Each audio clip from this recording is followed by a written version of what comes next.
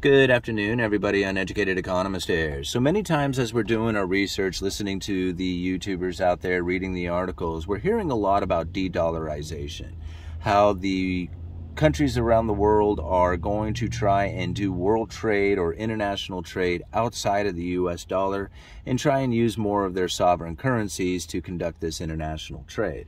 And there's plenty of evidence of this taking place. I mean, you can just look at the news every day and you can find another story of where Argentina or France is now doing trade with China using the yuan.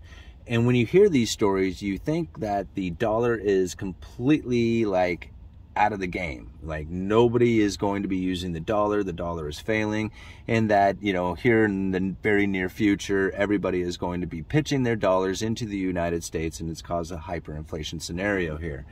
But I don't feel that that's what's going to happen. What I feel is going to happen is you're going to have a situation in which that the demand for dollars is going to be much higher than anybody had ever given it any kind of credit or thought to. And now when you go and you look at the dollar index right now, the dollar compared to a basket of currencies out there, you're going to find that the dollar is much stronger than anybody would ever give it credit for, especially if you look at it on a long-term graph. Now, one of the things that I find very interesting out there is that as the dollar grows strong, every nation out there starts to experience some serious pain as the dollar strengthens. Nations out there feel pain. And the reason is that many nations around the world have taken out dollar-denominated debt. And now this is debt that is due in dollars. It doesn't have anything to do with the United States. We didn't write this debt. The government didn't do it. The banking system didn't do it. The corporations didn't do it. The people didn't do it. Nothing to do with the United States. This has everything to do with entities outside of the United States who are writing debts in dollars. This is creating a demand for dollars that nobody knows to what extent it is. In fact, they even asked Jerome Powell, how much money do you plan on printing? He says it depends on how much demand for our liabilities there are. And that's really what the situation comes down to when you have a world reserve currency like the United States dollar, is that at the end of the day, everybody wants dollars. Nobody wants any kind of foreign currency where they may be questioned on whether or not it's going to be accepted. Everybody accepts dollars. And now I do get that gold could fit in as a world reserve currency. Absolutely it could. And there's very little doubt in my mind that it would work as a world reserve currency. The only problem that I have with gold is the same problem that existed when the United States decided to sever the gold standard from our dollar. And that is that the most industrious people, the most industrious nation out there will be able to export their goods and import the gold. And since there's a limited amount of gold, if they continue, they will eventually find themselves in possession of all the gold, and the rest of the world will be deprived. And that is a very dangerous position to be in, because war starts to break out after that. Now, there's only a few ways to bring in new money. You can do it through production, right? You produce a bunch of really good quality goods and you distribute those things out to the world, and the world sends you their money, and you get to enjoy the benefit of having a higher standard of living because people are sending you their money as you are exporting your efforts, right? It's pretty simple. It's just like any job out there, as an individual would have. If you produce a lot, you'll get money in, right? The moment that the new money turns off, what happens? You fall into poverty. And a country is no different from that. So when you're exporting a bunch of goods and you start importing a bunch of gold and you deprive the world of gold, who are you going to sell stuff to? Like all of a sudden you got all the gold because you have been a manufacturing powerhouse. And you pushed out all this stuff out to the world, and they sent you all the money, and now they're out of money, and you want to sell some more stuff. What are you going to sell it for? They don't have any more money. You got all the gold. See, that's what happened here in the United States.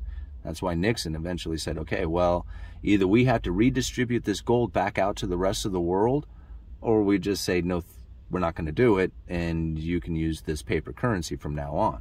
And that's exactly what happened, right?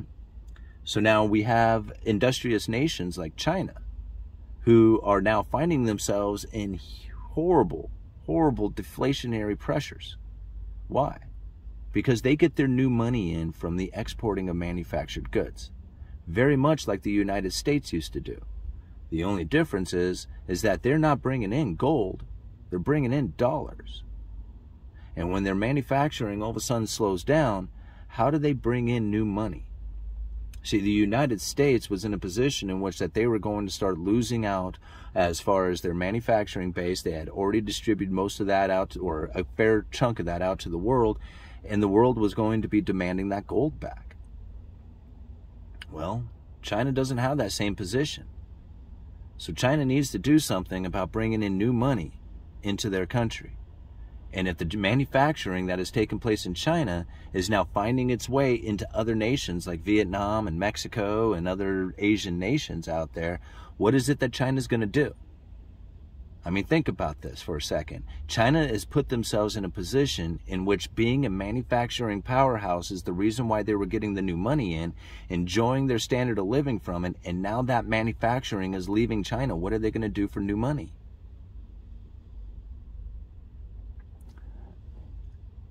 This is from Cantillon's essay. The last method I can think of to increase the quantity of money actually circulating in the state is by violence in arms. Right? And this method is often blended with others, since in all peace treaties one will try to maintain trading rights and other privileges one could obtain. When a state mandates contributions or makes several other states tributary to it, this is a very sure method of obtaining their money. I will not examine the methods of putting this theory into practice, but I will say that all the nations that have flourished through their commerce, but I will say that all nations who have flourished in this manner have not failed to decline. Like the states that have flourished through their commerce. The ancient Romans were more powerful in this manner than all the other peoples we know of, Nevertheless, these same Romans, before losing an inch of land of their vast states, fell into decadence through luxury and impoverished themselves by reduction of money which circulated among them. And it was this luxury that caused their empire to pass into the hands of the eastern nations of the Orient. So think about that. The Romans got themselves to a position in which that having the new money coming in had them diving into luxuries. And the only way to continue bringing new money in was through the effort of war. Right? And once they could no longer fight the war anymore, they all fell into poverty and the empire collapsed. But I find it very interesting there, right? The ancient Romans were more powerful in this manner than all the other peoples we know of. Nevertheless, these same Romans, before losing an inch of their land and their vast estates, fell into decadence through luxuries and impoverished themselves by the reduction of money which circulated among them.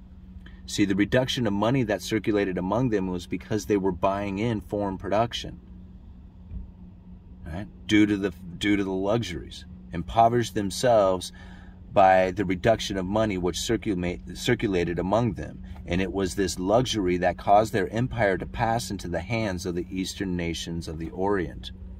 So you think about this, if you do not have new money coming in through the issuance of debt like the United States does, then how do you get new money in? Right? Well, you got to be like China, and you got to produce a bunch of stuff, and you got to sell that stuff out there to the world, and that's how you get new money in. So the United States is sitting in a position in which that bringing new money in really isn't that difficult. All we have to do is just issue out a bunch of debt. And we do. Now, China is sitting in a position in which that they have no way of issuing out debt. I mean, they could try, but how much debt does the rest of the world want to buy from China? Like, nobody trusts China to pay their bonds. I mean, I'm sure some people do, but nobody trusts them like they trust the U.S. treasuries. Right? So what ends up happening? How are they going to get the new money in? The last method I can think of to increase the quantity of money actually circulating in the state is by violence in arms.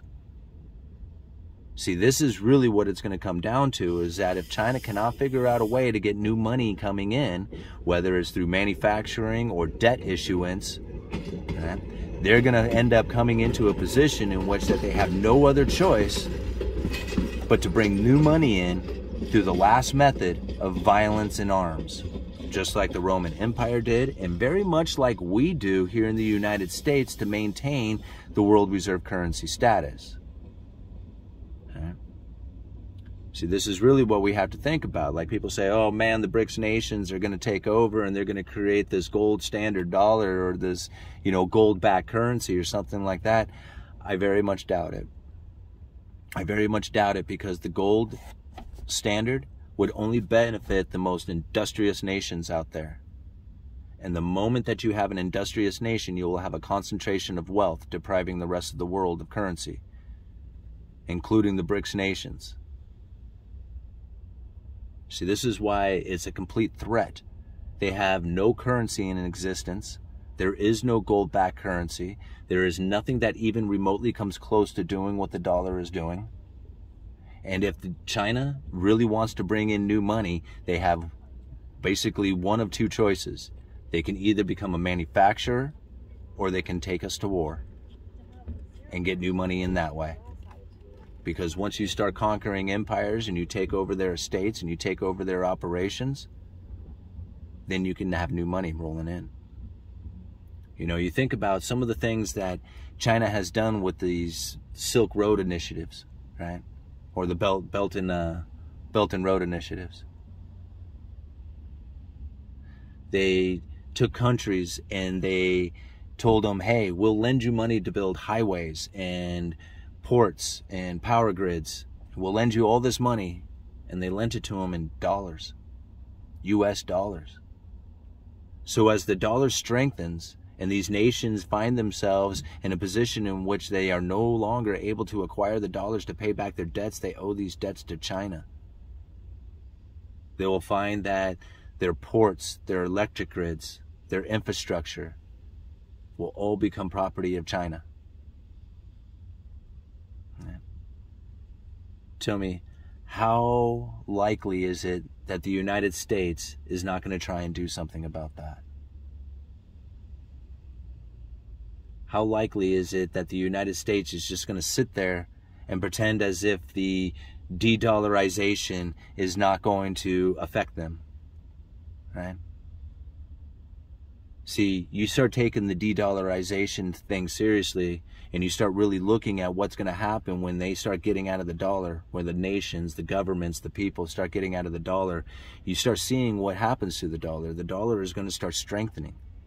See, it's going to start strengthening because the dollar-denominated debt's going to start to disappear.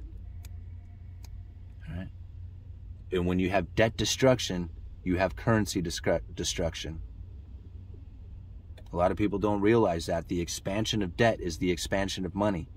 The contraction of debt is the contraction of money. And if the world is truly going to get out of the dollar, if there's truly a de-dollarization effort that has taken place, that is going to take all this dollar-denominated debt and it's going to disappear, and that is going to cause the dollar to strengthen. Because debt is money. And debt destruction is money destruction. Uneducated Economist. You guys let me know.